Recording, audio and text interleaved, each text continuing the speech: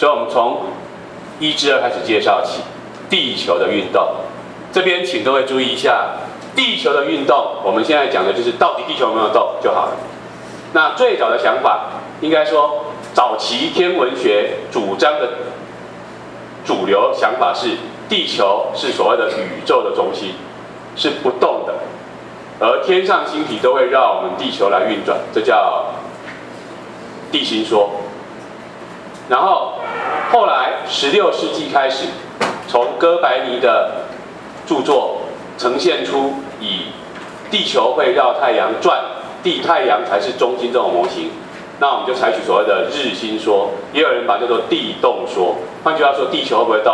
按照哥白尼想法是会动的，但是他胆子比较小，他书写完的前面序就说了，我这只是为了教学了解天文现象方便采用的模式，其实地球是不会动的，地球还是宇宙的中心，只是那个要解释天文不好讲，太复杂，学生会听不懂，所以我用另外一个模型，因为他怕被审判。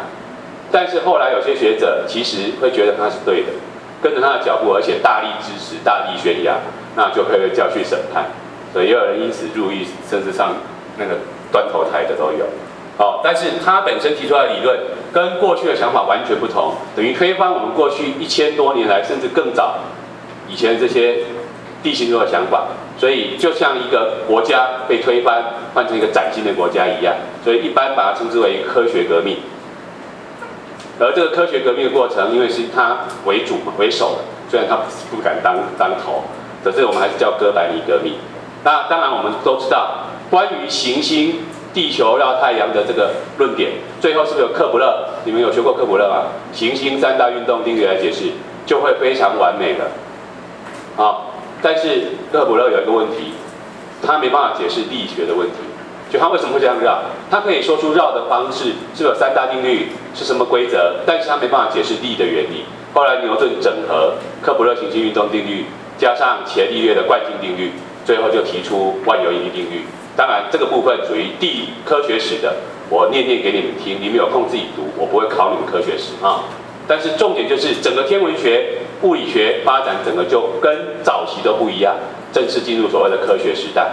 这就是整个天文学跟科学史上一个很重大的事件。那我们这边主要探讨的内容，课本有写错，帮各位修正一下，课本有错哦。当然，他这边有提出来，地心说，他有写如果了哈。他说地心说没有办法解释逆行现象，他这句话是错的，因为他没有讲清楚。来跟各位讲一下。课本这边有一个模型图，请各位看这张图形。这张图形图1/9在14页，是以谁为中心？地球。然后我们上礼拜看苍穹群旗，还记得吗？古人早就发现天上更远的，他没画哈，更远的天空上有很多星星组成星座的，可以吗？那个就是所谓的天球嘛，星座好像镶嵌在上面。那比较靠近我们肉眼看得到这些星体，相对位置在行星之间会变动比较大，所以他就把那些组成星座的星叫做恒星，意思就是不会动的。然后那些看起来会在它们之间变化位置就叫做行星，这是古人的观点，地心说时代的观点，对不对？但是现在我们怎么解释恒星跟行星？你用太阳来想。太阳在古人认知里面，地心说里面，它是一颗会绕地球上的星体嘛，是行星。但是照现代的理论，它应该是恒星。但是请注意，不是不动，是什么？会自己发光发热。其实我们现在知道了，每一个星体都会动，没有一颗是静止状态的，对不对？好，在这边请各位留意一下，这个是传统的金木水火土以外，月球跟太阳，他们透过观察的结果。然后自己排出这个远近，这是亚里士多德时代的西元前的事情啊。然后他那个理论告诉我们，这一些行星阴阳五行，就是一个礼拜7天不是配的这7颗吗？很多的民族或很多的文化，就是把一个礼拜7天，然后配给这些星体，像日本或韩国是直接嘛。日本是不是就直接这样做？你们高一有日文班的吗？我到现在还没有问出来一个究竟。礼拜天是不是要日？礼拜二是月曜日。礼拜二呢？水曜日。礼拜三啊，火曜日吧？是吗？哈，火曜嘛。礼拜四金嘛，哈。礼拜五没问题了 ，Saturday。哦，礼拜六还是 Saturday。礼拜五是什么？哪一个？木曜日吗？礼拜六是木曜日嘛，哈。他们直接用这个当做代表，可以吗？那像韩国也是，因为韩国跟我们一样，早期是中国的藩属，对不对？所以大家都是采取中国的文明，哦，跟着他们朝代走就对了。如果你喜欢看那个韩国的古装剧，虽然他们没有宣布他们有多厉害，啊，那当然，这后来他们被日本占据，你们有读过韩国历史吗？没有，好，就跳过去。总之，他被日本统治一段时间，所以他们有很多也是流传日本的习俗。哦，那比如说你可能看那个韩剧是固定礼拜二、礼拜三播的，对吗？然后叫什么剧？水什么剧？水木剧还是水火剧？就自己看啊。我的意思是说，一个礼拜7天就早就有了，不是我们现代人才有，古代就有了。他们观察这些星空，已经能够清楚标记他们所在的位置。然后，并且做出一个解释的方法，这个是亚里士多德的地心说。这种说法应该每一颗星怎么运动，是不是同一个方向运动？在群星之间，如果背景那边都是同样的星座，不会动的。这每一颗都是这样动。按照我们现在的观点，就是由西向东，在天空上会由西向东这样转，可以吗？但是有人发现，火星会在群星之间。大概每2年就会发生一次，每2年就会发生一次，每2年就会发生一次。有一段时间会倒退路，正常应该是由西向东转嘛，它会变成东往西跑，这就叫做逆行。那像观察到这种逆行现象，事实上课本里面有补充，就是有一段时间它会跟正常的走法是不一样的，可以哈。但是课本这张图形是用谁当中心？用谁当中心讲话的？用谁？太阳。所以课本这个补充的资料1连结是用日心说解释的哦，就可以很清楚解释出来。因为每一颗星，来看一下日心说，我们最熟悉的，我们现在上课都是讲日心说嘛，对不对？从国中小学开始上，太阳在中间，我们会绕它转，然后月亮是我们的卫星，它没画，对不对？然后其他的星体都是跟我们一样是行星，金木水火土。跟地球一样，都会绕太阳转。可是你有没有发现，内圈的一圈跟外圈一圈花的时间是不一样？所以现在如果他们在这边对齐了，如果我们地球在这里，有一颗星跟我们刚好对齐，对不对？然后之后我们开始走，它也会走，但是谁绕一圈比较快？我们是不是说绕一圈比较短？我们就会发现它出现什么现象？倒退路的现象嘛。你就看起来它倒着走，这就叫做逆行。外行星会有，内行星也会有，它都会有一段时间倒着走。那正常是这样走，我们规定叫做由西向东走。来，这个是规定的。地球怎么自转？是不是这样自转？从北极向东，看是逆时钟。那因为这个是北嘛，那对地理位置来讲，这个是哪一边？你如果站在这边看北边，这是你的左手边，西边，这是你的右手边东边，所以我们就规定地球就是由西向东转。我需要一颗太阳，举手一下。地球会一边这样一天自转一圈，同时绕太阳做公转，对不对？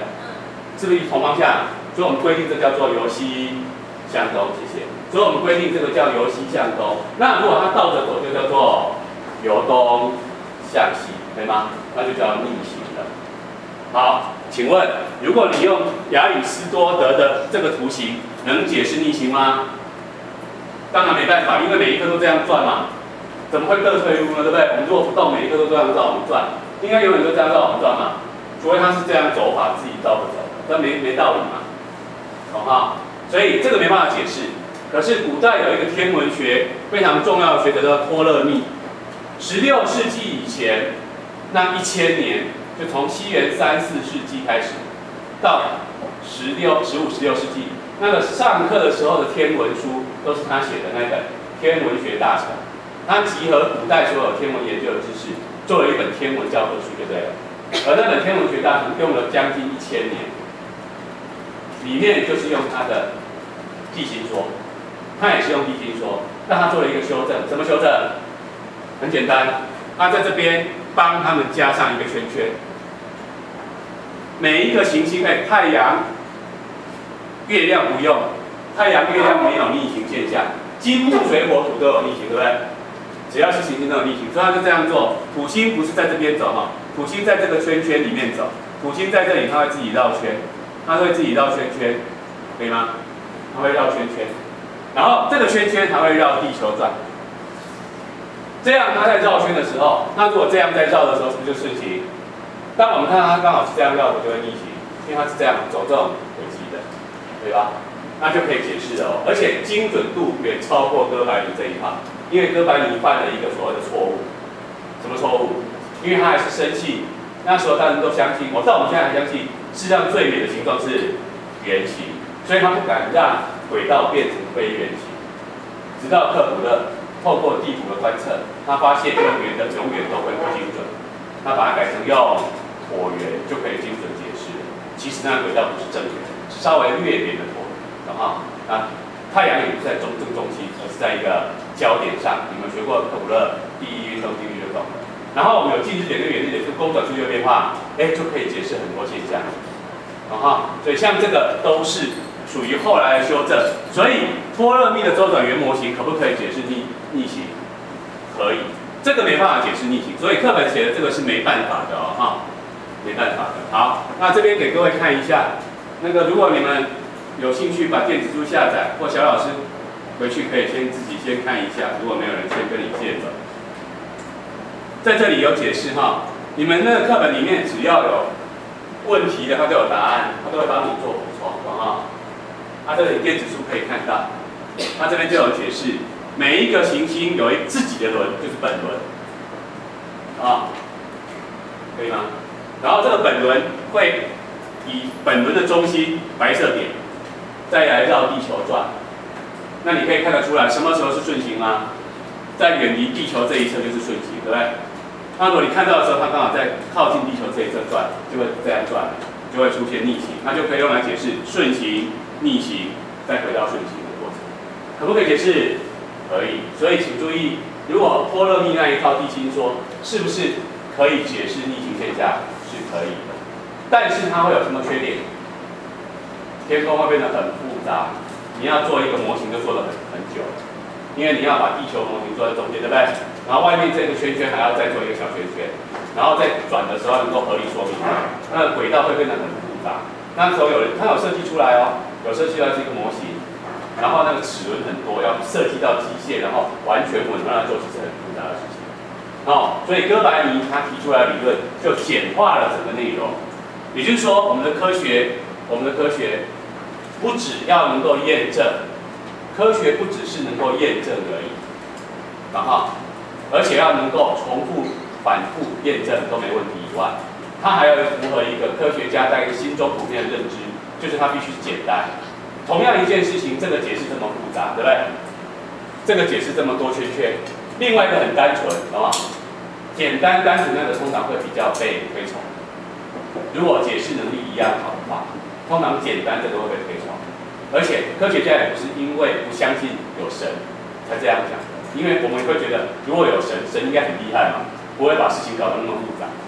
就像以后，也许你不是科学家没关系，你先生今天特别晚回家，这礼拜每天都很晚回家，问他什么就讲一堆嘛，男朋友一样，他就解释了天花乱坠这样，了解我意思吗？解释越多，心中有鬼的成分越高，事情没有那么复杂。那今天因为什么原因，昨天因为什么原因，这很单纯嘛。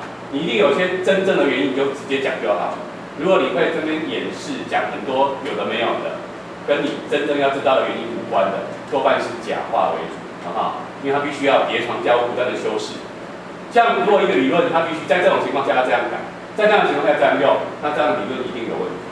所以我们在学相对论的时候，你可能会有学过相对论吧？很多事情你可能记不得，但是有一个你记得，他会写E等于 mc 平方来说明质能互换的概念，对不对？很单纯嘛。牛顿，你有没有读过他的著作？以后如果你念物理系，也许老师会要求你去读他的原文书，他写的那个原理 principle 很厚哦。你也许没有见过他做的实验，对不对？但是你应该会永远记得他所提出来的湍流形定律、三大运动定律，是不是很单纯？所以科学家都在追求那种一个很简单的事实就能说明宇宙间所有事件的。那这是我们追求的一个简单的原理。那当然，这个简单，它就会在整个在两个理论同时并存的时候占有优势。很多科学家就会往这个方向走。当然，这个还后来经过很多学者努力。那你只要有兴趣，这边都有补充哈，它都有补充，你们可以看托勒密啊，它这边都有补充。它甚至于可以看影片。今年给你们版本是跟老师一模一样那一片的，所以你安装完就可以跟老师一样。直接进行这些播放。对不起。安装完你就可以得到一样的东西，都跟我长一样，刚刚。所以说你觉得你有兴趣把它弄清楚，你家里以后可以自己用电脑把它安装到你电脑里面去，播放也很顺畅。比高一那个好一点，而且给你那个版本其实上下册都有，就是包括你高一上学期那个也有。那你这样，你高一、高二教材所有的电子书通通在里面了。所以你就把它安装进去，你上下册都会得到啊。那我现在只有教出下册的那个捷径而已，比较快。好，以上这是有关于地球运动的概念，从地心说转换成日心说的历程。第二个，地球自转，虽然两个学说都可以解释，对不对？但是我们要说地球有没有真的在动，拿出证据来。请问各位，有人觉得现在地球在自转吗？我们1小时会转15度，你会感觉到吗？不会。你会感觉地球公转吗？你有没有自己算过地球公转多快？有兴趣你算算看。假设我们离太阳虽然不是正圆，对不对？但是我们平均半径是1亿5000万公里，然后圆周多长？圆周多长？2πr嘛。假设我们半径1亿5000公里乘以2，直径是不是3亿公里？3亿公里，我们拍大方一点，算3就好了，那就9亿公里，对不对？我们圆周一圈至少9亿公里嘛，9亿公里花1年来跑，1年几秒？不知道没关系，1年算365天，对不对？那我们假设大约300公里差很多了哈，你要真正算，手机上都可以算，就可以算大概1秒钟地球公转的速度多快？你有空算算看，我们公转超快的。比任何我们在地球上可以做的交通工具都快，了解我意思吗？但是你会感觉地球在公转跑很快吗？不会，我们觉得地球是不动的嘛。所以有人讲，什么叫科学？就是不断的打破自己直觉的，就是科学。我们直觉很多是不科学的。像我一个东西丢出去，用力丢出去，对不对？我就有力灌注在它上面，然后就会受到我这个力一直往前跑，跑很远才掉下来。这是亚里士多德时代的力学概念。他认为你用力，那个力就会留在那个物体上面，然后就一直把它往前推，到很远才会掉下来，对不对？那我们现在知道，我只要用力出去，我就没有对它施力了，它就维持惯性。它会掉下来是受到别的力的作用，是地心引力的作用。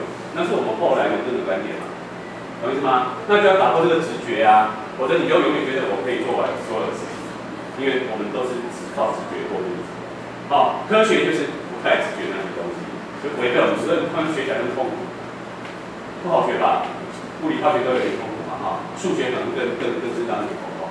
因为它跟我们日常生活的思维有时候真的是会有差异，甚至矛盾。你们开始学拓扑学了吗？像我学拓扑学我就很痛苦，小孩学就觉得很轻松，因为他看东西的角度是拓扑的概念，小孩还没有学到是几何的时候。那我们都被几何训练，到最后拓扑的时候就死在那边，就觉得怎么想都想不通。以后你们如果学数学也可以这样子，有些观你就觉得学得很痛，因为你已经早就被那一套教会了。就像我们现在学会牛顿力学，学爱因斯坦相对就会常常会觉得很痛，因为是完全不同的角度去思考。当然有些人很厉害，他可以学得很好，当然他可以接受那种想法。为什么学得痛还有一个原因，因为老师也不太懂。爱因斯坦说他也不太懂。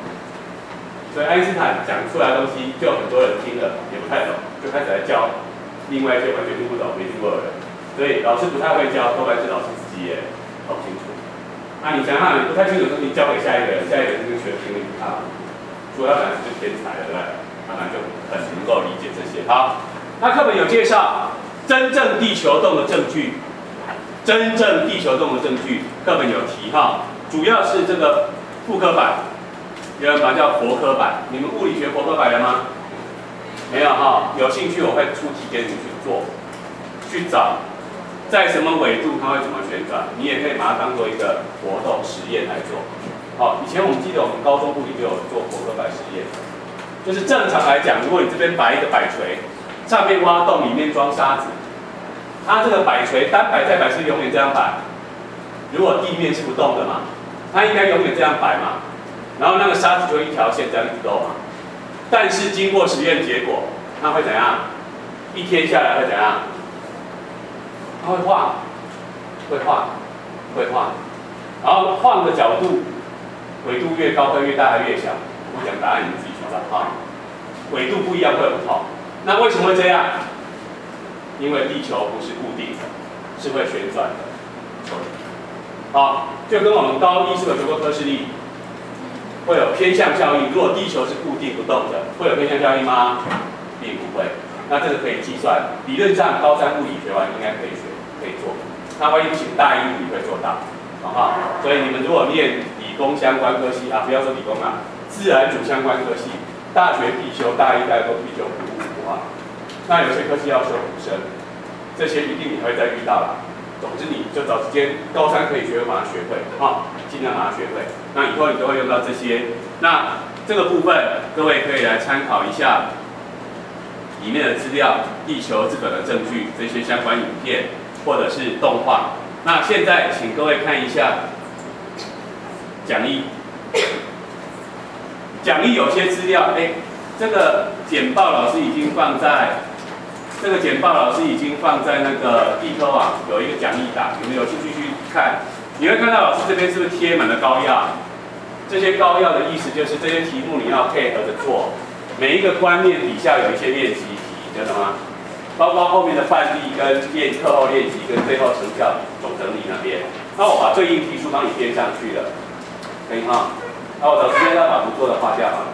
好，那这些一定要做的，我都有贴。但是课堂上不见得每一题老师都会做给你们看，有些题目我们做一做，因为你们回去自己练习。但是这些题目都是可能变成期中考题的，我只能这样讲哈。然后有一些补充资料，各位读一读，会比较容易理解。课本里面讲意思，比如说刚刚逆行你搞不太清楚的，什么叫外行星的逆行，什么叫内行星的逆行，搞不清楚的，请看讲义12页。讲义12页这个资料，模拟考过了 ，OK。荧幕不见的话，应该你们坐在那个边边的同学，那个主机后面的同学。这一组太收了，它那个线有个撞掉，它会失联哈，你让它贴回去就好，尽量避免撞到，等一下就贴回来了。因为我们是靠网络广播的，你要是网络不见了，它就没办法广播哈。来，我再讲一次哈，你们毕竟不是一辈子要动这些东西，了解吗？所以我不会很重视你去背那些名词。我比较在意的是你有没有弄懂，所以考试有考，我会附图给你。你不懂什么叫核，什么叫冲，什么外核、内核这些名词没关系，没关系，你会看图比较重要。那名词只是你需要的背起来就好。好，这个核跟冲的概念是用来解释行星、地球、太阳相对位置用的。比如说太阳公公在这里，没关系。比如说太阳公公在这里，我们地球在这里，对不对？那当我们从太阳方向看过去，行星会出现在这个视线方向上的，就叫做核。所以哪些行星？我们现在先讲金木水火土就好了，比较简单一点。当然天王海王这也算了，只是肉眼看不见，我们先避开哈。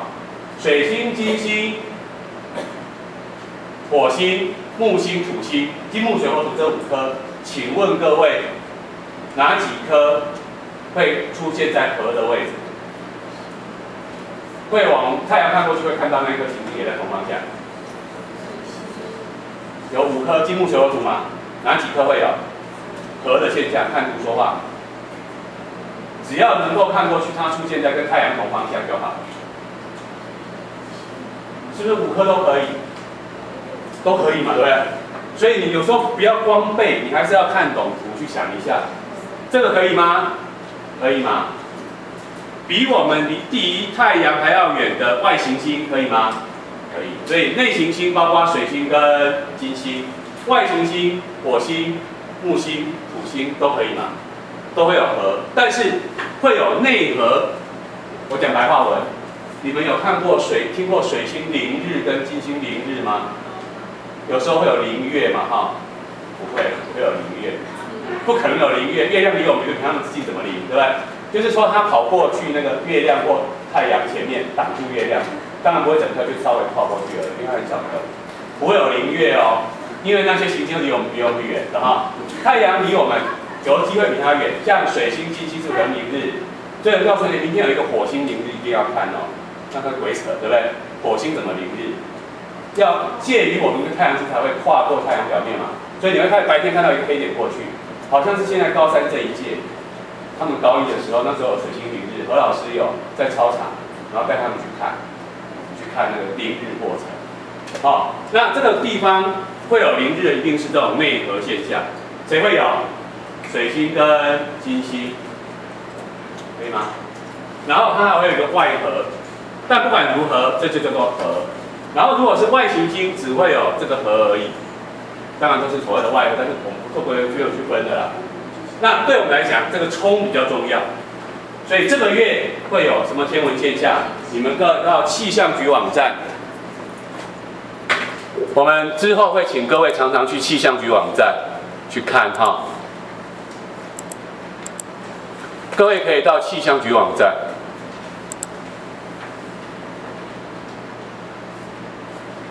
好，直接从乡镇预报过去好了。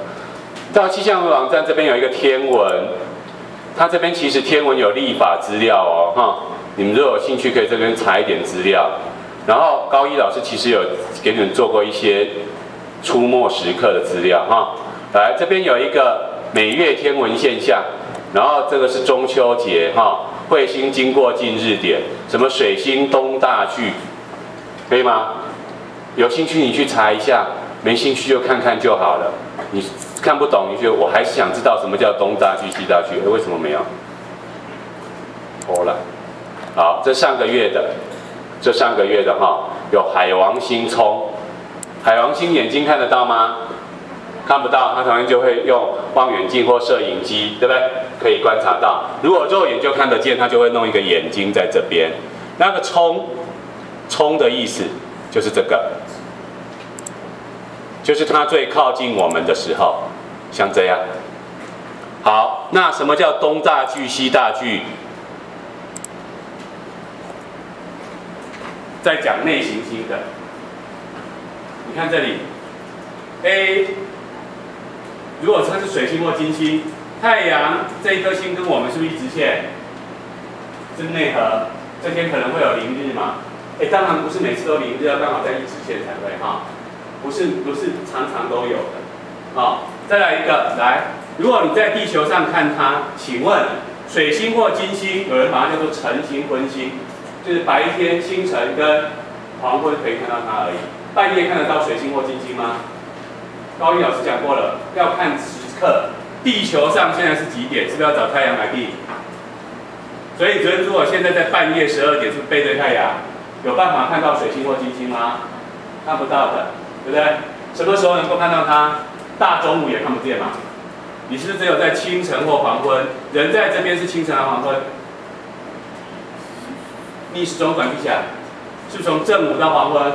所以在黄昏的时候，如果水星、金星在这个方向上，我们就看得到了，对不对？了解吗？那你用一点数学原理就知道了。我们在这里哦，太阳在这里哦，它如果在这里，那它会有什么关系？是不是外那个切线的关系，可以吗？就会出现所谓的东大距跟西大距，东西两侧最远那个位置，就那个切线方向上，可以吗？不是最远的，就刚好在切线方向上。好，那就会有东大距跟西大距。再你就会问老师哪边是东边，哪边是西边，看到吗？所以你就要去看图方向。来，这个人我刚刚讲过，这个人是清晨黄昏。你要会的是看地球上的时刻，别的不会没关系，名词不会没关系的哈。这个人现在是黄昏还是清晨？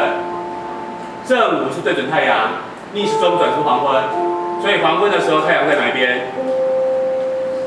是在我们西边。所以如果水星或金星在这里，是在我们西边，跟太阳同方向嘛。那如果这个人是站在这边，什么时间？清晨。那他如果有机会看到这边的水星或金星吗？不可能，地平线下嘛。如果水星、金星照到这一头 B 的位置就可以了。它是跟太阳同方向，但清晨太阳在哪边？东边。就用这个来定东西的话，我们都用太阳升起跟落下来定东西的，这样可以吗？所以这都是要认时刻跟方位。至于那什么冲和东大距、西大距要不要背？不用，你常常用你就会记得了。你们都有一些术语嘛，你常常记就知道了嘛。看到哈？好，以上这是关于和的部分。那冲的部分就这个，啊，就是刚好地球在中间，它跟太阳是不同边，可以吗？好，那这个我要请各位先思考一个问题，这个读一读哈，这个自己读，老师不考你的物理原理了啊，有出的话就当做加分作业，没有的话就是你们自己阅读就好，可以吗？好，那现在你们思考一下这一题。我们休息一下，待会一起来写这个题目。